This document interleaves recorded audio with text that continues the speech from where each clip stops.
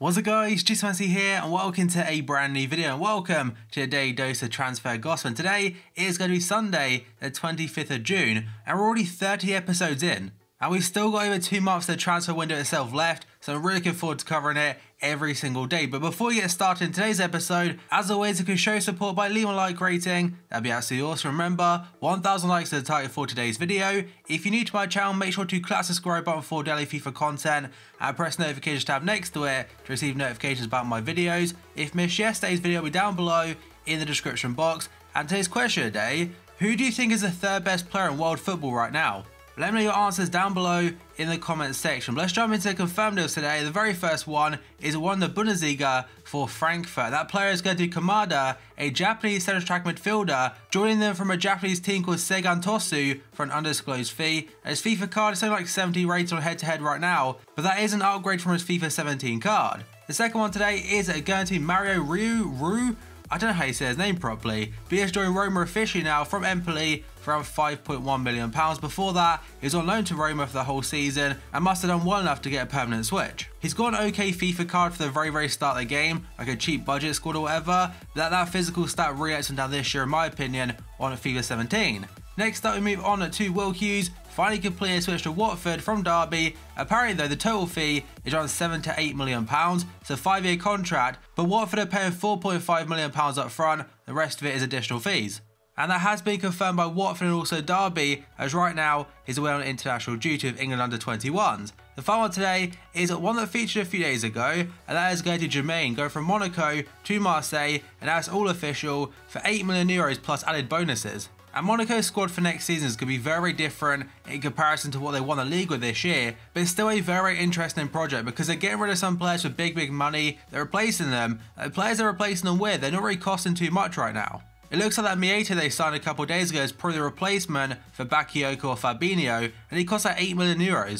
But now let's move on to the potential deals today. And the very first player is going to Kelechi Iheanacho of Man City. According to Telegraph today, Man City will insist on a buyback clause in any deal for Kelechi Iheanacho, his current target for West Ham and Leicester City. Crystal Palace, also Borussia Dortmund were heavily linked to him previously, and whoever gets him has got a fantastic talent. The one thing about him though, he's just very unlucky at Man City because Gabriel Jesus came in, done very well for himself. Aguero, of course, is a world-class striker, and potentially they're adding even more in that department. So Iheanacho, he will have to leave to get first-team opportunities. Apparently the fee is at £20 million whoever gets him, and in this market, not bad at all. Next up we go on to Andre Gray. According to Daily Mirror today, Everton boss Raul Koeman is plotting a move for Andre Gray as the striker enters his final 12 months of his Burnley deal.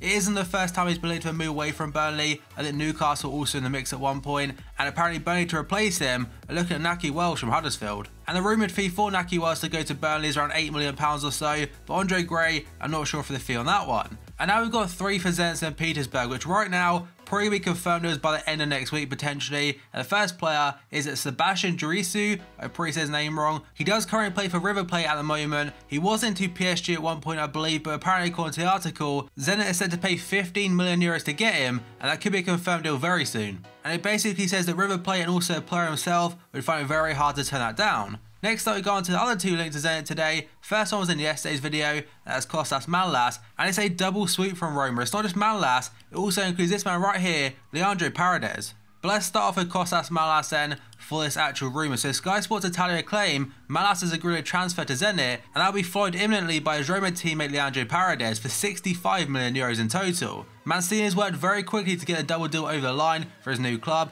and the interest in Manolas materialised straight away, and it seems that Zenit have accepted the €40 million asking price for the Greek centre-back. Paredes did resist at first, but was talked into the move very quickly over the last couple of days. According to Sky Italia again, Manolas is essentially done and the paperwork is ready to be signed. Paredes though will take a couple more days, but they should both be Zenit players by Monday or Tuesday. It was reported the double suit would be worth £70 million at first, but the latest rumours seem to put that figure at €65 million.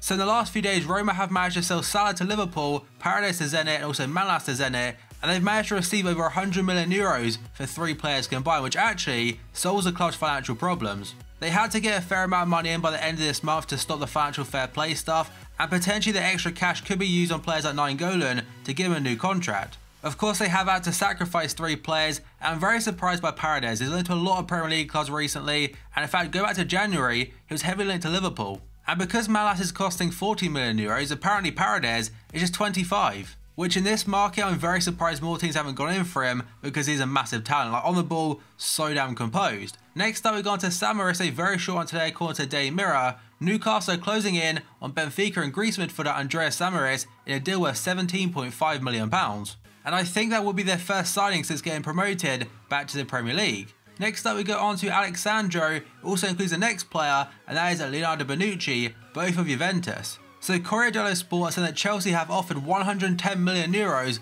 or £96 million for the Juventus duo. The rumoured fee for Alexandro alone was like £60 million, so really, about 36 mil for Bonucci, I think that's too low. Especially if you take into consideration what the fee last summer was when Man City was linked to him, I think it's like 50 to 60 million pounds, so very low there. And in regards to his age, I'm pretty sure he's like 30 years old, so still not very old for a centre back nowadays at least. And just imagine that Chelsea defence: Azpilicueta, David Luiz, Bonucci, you got Marcos Alonso, Alexandro, they're so stacked. And that could have a potential impact on the next player because recently he has been linked to them, and that player is going to be Van Dijk. So the last 2 or 3 days, some papers have been saying that potentially he could be going to Chelsea, but now, according to multiple different reports today in England, Klopp has been told by Southampton he'll need to pay £70 million if he wants to take Van Dijk to Anfield this summer. Klopp is refusing to drop interest in Van Dijk, who's also been attracting the interest of Chelsea and Man City. Southampton appear resigned to Van Dijk leaving St Mary's this summer, but determined to only let him leave or do so on their terms. Chelsea are expected to make a £60 million offer for Van Dijk, but the 25-year-old is still keen to move to Anfield.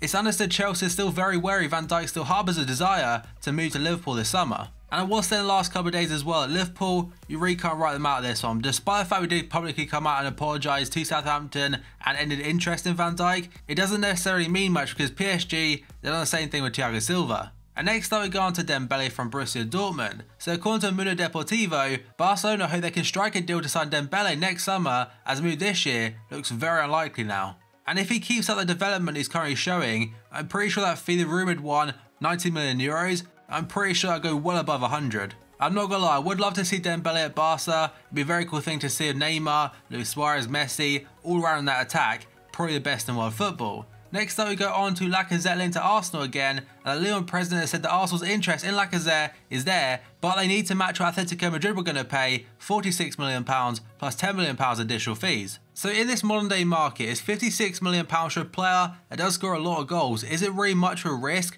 Of course it's going to be somewhat of a risk, but for a goal scorer, I don't think that's bad whatsoever. But one thing, if Lacazette does join, I'm not 100% convinced that Sanchez will stay. And my personal opinion, if Lacazette does join again, it does open the door somewhat for Alexis Sanchez. But L'Equipe said the same thing, they say £57 million instead of 56, so it's £1 million difference there, and in total, it's 65 million euros. And now we've got a player potentially going from Arsenal to Lyon this time. That is going to be Olivier Giroud, and in fact the Lyon president has confirmed they've made an approach for Giroud. And a quote from him talking about Giroud does say, "He told me that he secretly hopes to be Arsenal's #1 attacker for next season." And with the World Cup being next summer, I'm pretty certain that Olivier Giroud, he'll want more first team football, and maybe if Arsenal can't offer that, Lyon may be a good choice, especially to replace Lacazette, and maybe Arsenal can get quite a bit of money off that deal. But Arsenal fans, would you sell Olivier Giroud? Because off the bench, to be fair to him, he's still pretty damn decent. And next up we go on to Sergio Aguero, and today, according to multiple different sources in England, Paris Saint-Germain are preparing a £60 million plus bid to sign Sergio Aguero from Man City.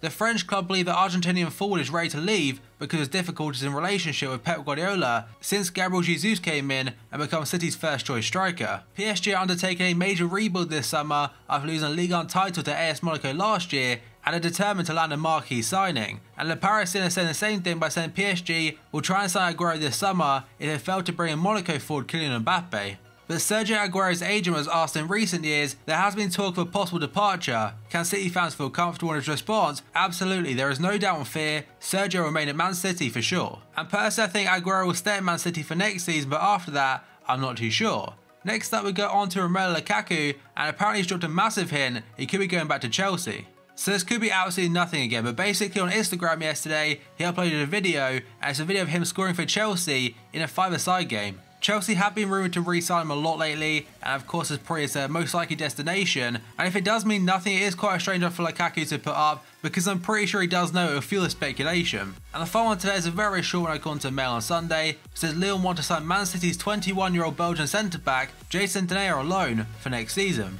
But that is going to be it for today's video, guys. So as always, if you enjoyed it, show support by leaving a like rating. That'd be absolutely awesome. Remember, 1,000 likes is the target for today's video. If you're new to my channel, make sure to click that subscribe button for daily FIFA content and press the notification tab next to it to receive notifications about my videos. If you missed yesterday's video, it'll be down below in the description box. And today's question of the day: who do you think is the third best player in world football right now? So thank you for watching this video, and I'll see you next time.